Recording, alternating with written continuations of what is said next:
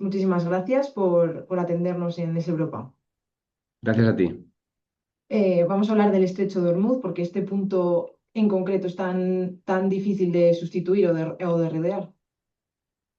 Bueno, porque el estrecho de Hormuz es un punto crítico, ¿no? Por ejemplo, en situaciones normales por el estrecho de Hormuz pasan 6.300 millones de barriles de petróleo al año. Al resultado de este cierre de estrecho de Hormuz, el petróleo ha subido un 45%. Pasan 263 millones de metros cúbicos de gas al día. Como resultado del cierre, el gas ha subido un 45%. Ahora mismo en el estrecho de Hormuz hay detenidos de 2.000 a 2.500 barcos. Estamos hablando de 426 petroleros, 39 transportes de gas licuado de petróleo, de 19 metaneros, de 6 cruceros y miles de barcos de carga, ¿no? O sea que es un punto crítico. Ujú. Cuando pensamos en Hormuz, como dices, pensamos en petróleo, pero hay algo que igual es menos visible, quizás más importante, un dato que sorprende, que es que por ese estrecho pasa una parte clave de los fertilizantes del mundo. No sé qué papel juegan los fertilizantes en algo tan básico como puede ser el trigo o el maíz. Tienes toda razón, ¿no? Por el estrecho de Hormuz, en situaciones normales, pasa un tercio del comercio mundial de fertilizantes. El fertilizante se obtiene de un derivado del gas. O sea, si no pasa gas, y además también se necesita mucha energía para producir fertilizantes. Por eso se produce en el estrecho de Hormuz, ¿no? Si no pasan fertilizantes o si pasa una cantidad menor de fertilizantes, un tercio de la oferta mundial de fertilizantes, eso afecta al precio, ¿no? Y los fertilizantes son indispensables para la producción agrícola. O sea, los expertos dicen que si no utilizas fertilizantes, el resultado que obtienes en una cosecha es un 50% menor. Ujú. Y si esos flujos se interrumpen, de esos que hablamos, ¿qué veríamos primero? No sé si una subida de precios, de escasez. Bueno, eso va a ser un proceso paulatino. Date en cuenta, por ejemplo, si vamos al ejemplo de España, la cosecha de trigo en España se siembra en otoño y se recoge entre primavera y verano. Ujú. Por lo tanto, el trigo que se está recogiendo, empieza a recogerse ahora, pues no ha sufrido o ha sufrido de forma mucho menor la subida de los fertilizantes, ¿no? O sea que los precios se verán a partir de las cosechas de primavera, o se verán de forma muy importante a partir de las cosechas de primavera, que desde luego van a utilizar los fertilizantes ya con unos precios muchísimo más altos, ¿no? Y además es que el agricultor tiene unos recursos. Ujú. Empieza la cosecha y tiene los recursos para comprar fertilizantes, para comprar todo lo que tiene. Si el precio de los fertilizantes ha subido, él comprará menos fertilizantes y sembrará menos hectáreas de tierra, porque sus recursos son los que son. O sea que nos podemos encontrar con una subida de precios, nos vamos a encontrar, si las cosas siguen como ahora, con una subida de precios, pero también con una menor oferta. O sea que lo vamos a notar en el supermercado. Supermercado, pero lo notaremos de forma paulatina, Ujú. a medida que vayan entrando los productos agrícolas que han sufrido esa subida de fertilizantes, ¿no? Por ejemplo, si cogemos los precios medios que publica el Ministerio de Agricultura, el Ministerio de Agricultura te dice que el precio de los productos agrícolas desde finales de febrero a mediados de abril, por ejemplo, el trigo blando ha subido un 2,2% por tonelada, el trigo duro un 5,2% por tonelada y el maíz un 3,6%, ¿no? O sea que esa subida se irá viendo paulatinamente, ¿no? Ujú. Y aquí es donde quizás el problema deja de ser económico como tal, y igual humanitario, ¿no? Porque se habla incluso de riesgo de crisis alimentarias y hambrunas. No sé si es una posibilidad real. Absolutamente. Ujú. Hay en unas zonas del mundo que esa posibilidad es tremendamente importante, ¿no? O sea, la ONU ya ha dicho que puede haber una hambruna en países vulnerables. ¿Qué países, ejemplos de países vulnerables? Sudán, Mozambique, Kenia, Somalia, países que ellos utilizaban los fertilizantes que venían del estrecho de Hormuz, ¿no? Por ejemplo, Sudán compraba el 34% de sus fertilizantes venían del estrecho de Hormuz. Ahora repentinamente le tienes que decir, oye, cambia de proveedores, cambias tu cadena de suministro y encima los precios están mucho más altos, ¿no? Ya. Ujú. Entonces, mira, pero por ejemplo, se estima que en África puede que la producción del trigo sea un 50% menor, por Ujú. ejemplo, ¿no? ¿Y cuánto tiempo puede tardar un sistema en empezar a romperse con esto que puede pasar? Bueno, el sistema, podemos decir que el sistema puede tardar en romperse entre 4 semanas y 6 meses. Todo depende de la región y todo depende del producto, ¿no? Eh, y también ahora estamos en muchas de las zonas que hemos hablado, de África, de Asia, están en época de siembra. Entonces es cuando utilizan los fertilizantes, ¿no? Entonces, depende de la región, se verá antes, depende del producto, se verá antes o se verá menos, ¿no? Antes te decía, hablábamos de la hambruna. Mira, en Asia se calcula que hay 323 millones de personas en situación vulnerable, o sea, que no tienen la ingesta de alimentos mínima, ¿no? Bueno, Ya. mínima no, necesaria. Y entonces, bueno, esta situación hará que ese número aumente. O sea, realmente la situación en África y en Asia puede ser terrible. Mm. Y también yo creo que no solo es el impacto en la comida, sino también a la economía, ¿no? La transición energética. No sé qué tiene que ver el estrecho de Hormuz, si nos puedes explicar, con minerales como el níquel o el cobre.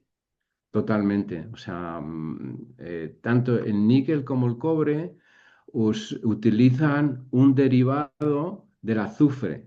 Y el Mm. azufre se obtiene, es un derivado del petróleo y del gas. O sea, petróleo y gas se obtiene el azufre y del azufre se obtiene el ácido sulfúrico. Entonces, las minas de níquel de Indonesia utilizan el ácido sulfúrico para obtener el níquel, porque el níquel está en una roca, entonces hay que sacarlas, entonces el ácido sulfúrico pues tiene un efecto muy intenso y se obtiene el níquel, ¿no? Pero ahora mismo las minas de Indonesia, que tienen normalmente en situaciones normales un inventario de 1 a 2 meses, claro, no tienen el azufre necesario, además el que tienen ha subido el precio. En la producción de níquel, el precio del azufre es un 30% del coste total. Por lo tanto, tienen menos azufre, ha subido el precio, empiezan a parar plantas, por lo tanto, empiezan a producir menos y empiezan a vender menos en el mercado. Por lo tanto, tenemos ahí un efecto directo de que no se obtiene un derivado del petróleo. El cobre, también para obtener el cobre, las minas, por ejemplo, el cinturón del cobre, que las tenemos en el Congo y en Zambia, necesitan el ácido sulfúrico. Si no tienes ácido sulfúrico necesario o que han subido mucho el precio, la producción disminuirá, ¿no? Tanto el níquel y el cobre son imprescindibles para transición energética. Son muy importantes en la industria, e incluso el azufre que mencionabas es muy importante en la industria. ¿Por qué es Totalmente, tan importante, quería decir? totalmente. Pero cuando hablamos de la transición energética, entiendo, ¿no? Ujú. Sí. Por ejemplo, tú sabes, el níquel es muy importante en las baterías eléctricas. Ujú. Eso lo El comenté. cobre, el cobre es muy importante para todo el cableado, los coches eléctricos, son los aerogeneradores, etcétera, ¿no? Ujú. Por ejemplo, el grafito sintético, que es un derivado del coque de petróleo, es muy importante para los ánodos de las baterías eléctricas. O sea, son, digamos que partes de los productos muy importantes de la transición energética que vas a dejar de tener en parte como van a subir los precios. O sea, la cadena de suministro se puede romper. Y por lo tanto, la producción de esos productos tan importantes para transición energética pueden cancelarse proyectos, ¿no? Ujú. Ya no solo ralentizar, sino hablas ya de cancelar. Como siga la situación así, no solo hablo de ralentizar, pero sino también que empezarán a cancelarse algunos proyectos porque a corto plazo no son rentables. Y además, a corto plazo hay problemas de suministro. Porque cuando se bloquea un punto así, ¿qué es lo primero que se rompe? No sé, los precios, la logística o qué puede ser lo Bueno, primero. no, tú para producir un producto, vamos a hablar de un aerogenerador o una batería eléctrica, etcétera, etcétera, tú necesitas diferentes componentes, ¿no? Si te falta uno, no puedes completar el producto. ¿De acuerdo? Durante el COVID, las fábricas de coches estaban llenos de coches inacabados, porque les faltaban piezas, ¿no? Y un producto sin una pieza no puede salir al mercado. Por lo tanto, está afectando a productos imprescindibles dentro de esos productos también imprescindibles en la transición energética. Ujú. Y estamos ante un sistema eficiente o quizás también frágil. Ya, buena pregunta, ¿no? La verdad es que, claro, en situaciones así, a ver, los países dicen que van a acelerar la transición energética. Bueno, al final necesitas que las cadenas de suministro funcionen. Y las cadenas de suministro tienen que ser eficientes. O sea, las cadenas de suministro intentan ser lo más eficientes posibles, o sea, traer el producto más barato posible pero también con la calidad más alta. Entonces, bueno, por eso las cadenas de suministro, muchas de ellas son muy, muy internacionales. Como se rompa un punto de esa cadena de suministro, pues la cadena de suministro al final no puede entregar todos los materiales necesarios, todos los productos necesarios para completar el producto final, ¿no? Estoy hablando, pensando en aerogeneradores, estoy hablando en paneles solares, estoy pensando en baterías eléctricas, en baterías de almacenamiento.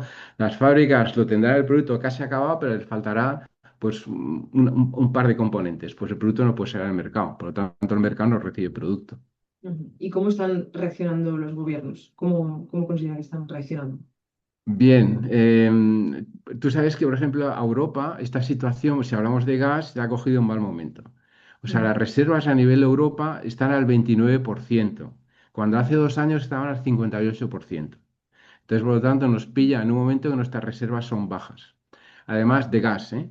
Además, Europa ha perdido dos fuentes muy importantes de gas. El 12% le venía de Rusia, el 4% le viene de Qatar, ¿no?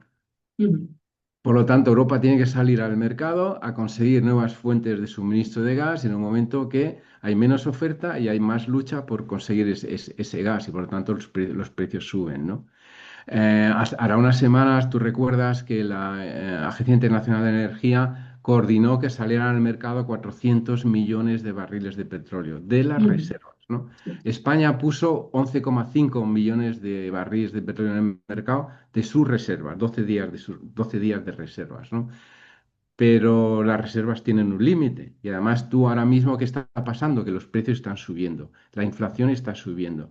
En España la inflación ha subido un 1%, del 2,3 del 2,3% al 3,3%. En Alemania ha subido del 1,9 al 2,7%. A nivel eurozona ha subido del 1,9 al 2,6. O sea que entonces nos encontramos en una situación que si toda una serie de sectores se ven afectados, la economía se va a ver afectada, ¿no? Los sabios dicen que si el dólar sube, perdón, si el petróleo sube $10, la economía a nivel mundial dejará de crecer entre un 0,1 y un 0,2%. El dólar ha subido por encima de los $30. Por lo Ujú. tanto, a día de hoy la economía a nivel mundial, si la cosa sigue, subirá entre -3 y -6%. Por lo tanto, se encontrará una situación de precios altos, inflación altas, menos reservas.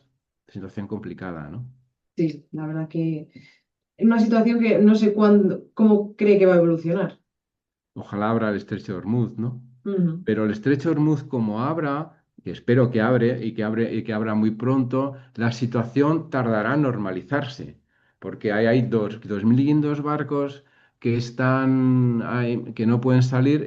Normalmente los estrechos de Hormuz pasan entre 120 y 140 barcos, o sea que pueden tardar de 10 a 15 días en salir y después pueden tardar en llegar a sus destinos. O sea, por ejemplo, pueden llegar a China, pueden tardar entre 25 días, en llegar a Europa, pues otros 15 días, etcétera, etcétera. O sea que la situación tardará una época a normalizarse, pero ojalá empiece ya a empezar a normalizarse, ¿no? Porque si no, el efecto, como hemos visto, bajo muchos aspectos, va a ser importantísimo y terrible, ¿no? Pues con eso nos quedamos, profesor. Muchísimas Muchísimas gracias. gracias por atendernos. Gracias a usted. Gracias. Adiós. Buenos Hasta días. luego. Gracias. Son